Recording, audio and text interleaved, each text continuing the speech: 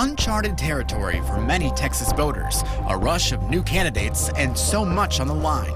Will Democrats break through after decades out of power? As the state grows, which direction will it go?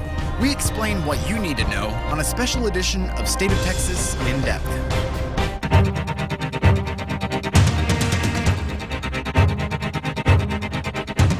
Hello, and thank you for joining us for a special election preview edition of State of Texas In Depth. I'm Josh Hinkle. In just days, we will know exactly who will run the Lone Star State for the near future, and we want to help you make the best decision for you and your family. This election has been historic before any vote was cast. Just look at the ballot. Of the top 7 races, only one has an incumbent up for re-election. Sure, there are plenty of familiar names. The senator who led a filibuster that grabbed headlines across the country, the nephew of a president, and even a candidate who shares his name with a figure in Texas history. And for the first time in almost a quarter century, no incumbent is running for governor. That's opened the floodgates as candidates began clamoring to the top, thanks to an announcement just over a year ago. With an eye to the economic future of Texas, Governor Rick Perry looked toward his future. The time has come to pass on the mantle of leadership. It wasn't clear exactly what Perry had planned back in August of 2013, though even then, many expected another run for the White House. He's been studying to be president in a way. I mean, he's had advisors come in and talk to him about foreign policy. He's been on the road a lot. He's had a lot of TV appearances. In Perry's near 14 years in office, ambitious state leaders were lining up, waiting for a chance to move in. I mean, really the end of an era. You know, if you're in 8th grade, you've known no other governor of Texas but Rick Perry from the day you were born. Within weeks, candidate after candidate threw a hat in the ring. Anybody here like a real tough governor? As for Perry, plenty of signs still point to Pennsylvania Avenue. He's wanted to do that since 2006. I remember sitting in a meeting with David Carney, who was his chief consultant at the time, and David Weeks, who was his media guy. And they're all saying Perry's good enough to go national. That was 06. He was thinking about it then. I don't think it's ever been off his mind. And to get you up to speed, here's a quick overview of who's on the ballot. The highest profile race is the one for governor. Republican Attorney General Greg Abbott became his party's heir apparent, easily winning the nomination. On the Democratic side, Senator Wendy Davis became a national figure following an 11-hour filibuster last legislative session. Down ticket are other important races like Lieutenant Governor. 2 state senators are running, Republican Dan Patrick and Democrat Leticia Vandepute.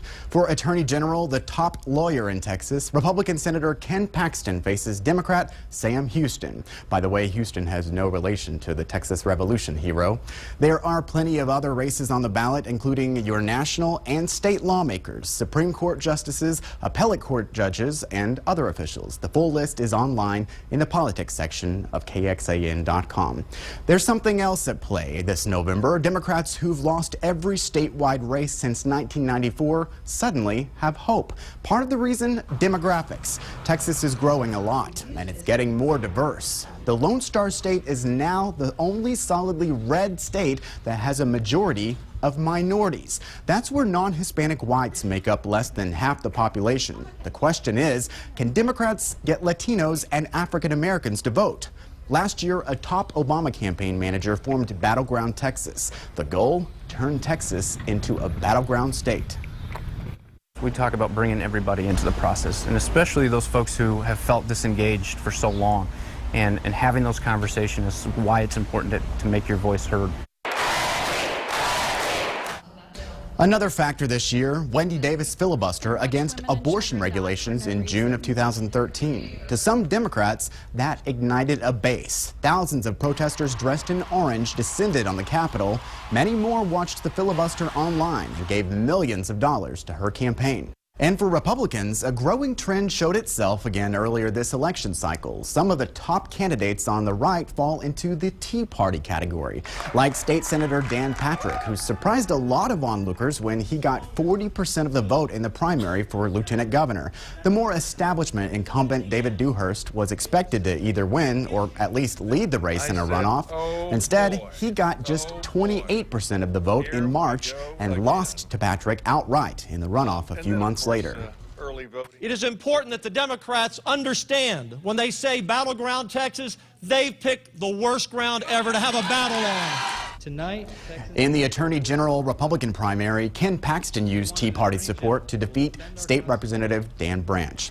Plenty of issues will be on the minds of voters, especially as we head into the next legislative session. Expect a lot of talk about immigration. Border Patrol agents in Texas saw a huge spike in unaccompanied children crossing illegally this year. While that number has leveled off, your tax dollars have gone toward policing the border, as well as the costs of housing and educating the children. Schools are a constant issue in Texas. Late this summer, a judge ruled the way the state funds education is unconstitutional. Right now, districts considered property wealthy have to send some money to the state to fund less well-off districts. Austin ISD sends about $180 million a year. If lawmakers do nothing, AISD could be on the line for close to $300 million. No matter who becomes governor or controls the legislature, they will have to figure out how Texas will bring in jobs. As Governor Perry's term comes to an end, so will the Texas Enterprise Fund he championed and used to lure companies. There are plenty of questions about transparency and whether it should even be replenished. Also in November, voters will decide about whether to set aside billions for roads and bridges. You can learn more about Prop 1 on our website, kxan.com. But beyond the issues, we have to first elect your next leaders. So I sat down for in-depth one-on-one conversations with the candidates for the state's top 2 offices. First up, Lieutenant Governor. Part of my decision was, what if they do select him? We've worked together before, but his vision of this state is less. It is, to me, unfathomable that we say to a parent, I'm sorry that you live in a district that has a failing school, but that's where your child has to go. Competition is great. A closer look at the races straight ahead on State of Texas In Depth.